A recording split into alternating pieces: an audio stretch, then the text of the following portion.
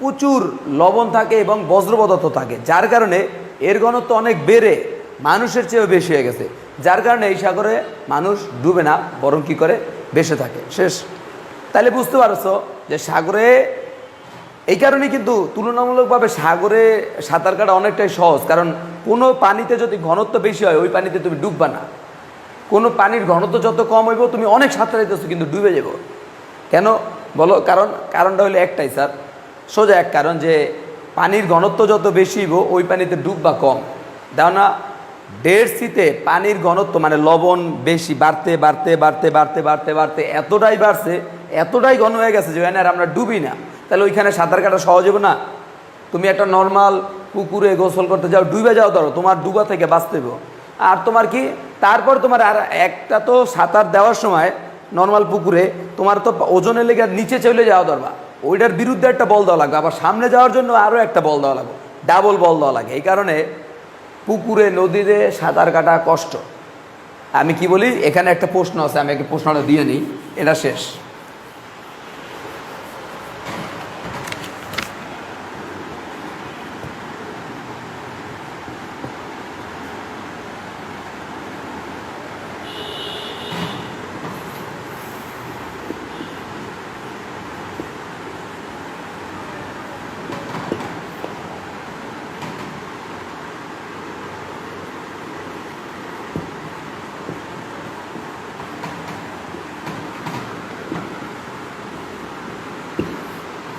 আচ্ছা, প্রশ্ন হলো পুকুর বা নদীর চেয়ে সাগরে সাঁতার কাটা সহজ কেন? কারণ কি স্যার, সাগরে থাকে প্রচুর লবণ, যার কারণে সাগরের পানির ঘনত্ব থাকে অনেক বেশি, তাই এখানে সহজে মানুষ ডুবে না।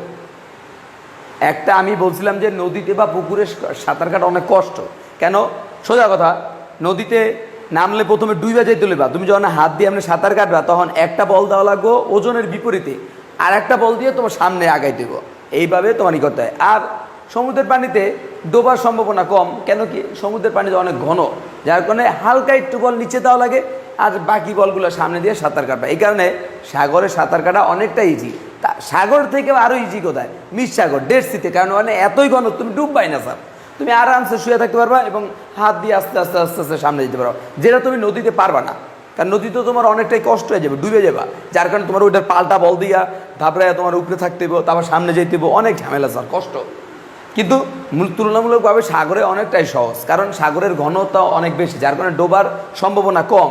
ডুবতে চাইবে না, শরীর ডুবতে চায় না, সাগরে কম ডুবতে চায়। একবারে যে ডুববে না তা না, কম আর কি, কমা। তুলনামূলকভাবে নদী পুকুরের থেকে অনেকটাই ডোবার চান্স কম, যার কারণে তোমার ওই ডোবার প্রবণতা কম। তখন তুমি আর কি হালকা একটু বল দিলেই বাইসা থাকবা, অল্প, মানে না বল দিলে একবার যদি সাগরে যায় এরকম চুপচাপ হাত গুটায় রাখো তাহলে ডুবে যাবা, কিন্তু যদি হাত পা সরাই দাও হালকা দিলেই দেখবা বাঁচতেছ। কিন্তু ইতে পুকুরে এর থেকে ডুবে যাওয়ার চান্স বেশি, কারণ অনেক ঘনত্ব কম। তাহলে কথা এইভাবে বলবা যে সাগরের পানিতে লবণ থাকে তাই এর ঘনত্ব অনেক বেশি, তাই ঘনত্ব বেশি হওয়ার কারণে এখানে ডোবার প্রবণতা কম, তাই এখানে সহজেই সাঁতার কাটা যায়।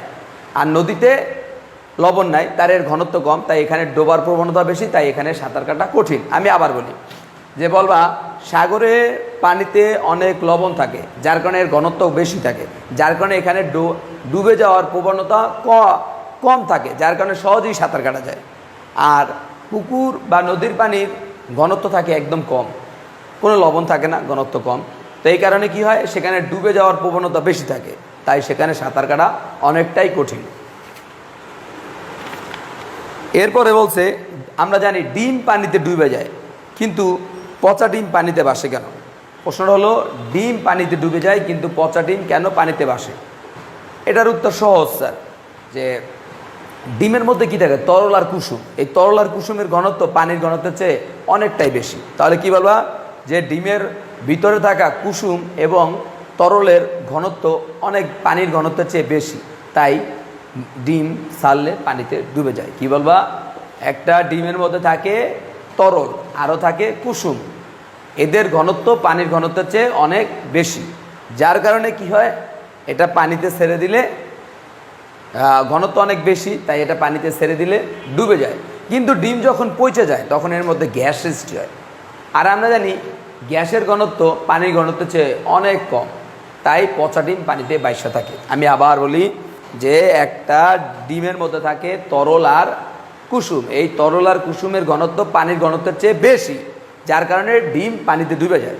কিন্তু ডিম যখন পচে যায় তখন তার মধ্যে গ্যাস সৃষ্টি হয়। আমরা জানি গ্যাস ছাড়া একদম পাতলা, এতটাই পাতলা যে আমরা দেখিও না। তাহলে গ্যাসের ঘনত্ব, আর যে ডিম পচে গেলে এর মধ্যে গ্যাস সৃষ্টি হয়, এই গ্যাসের ঘনত্ব পানির ঘনত্ব হচ্ছে অনেক কম, যার কারণে পচা ডিম পানিতে ভেসে থাকে।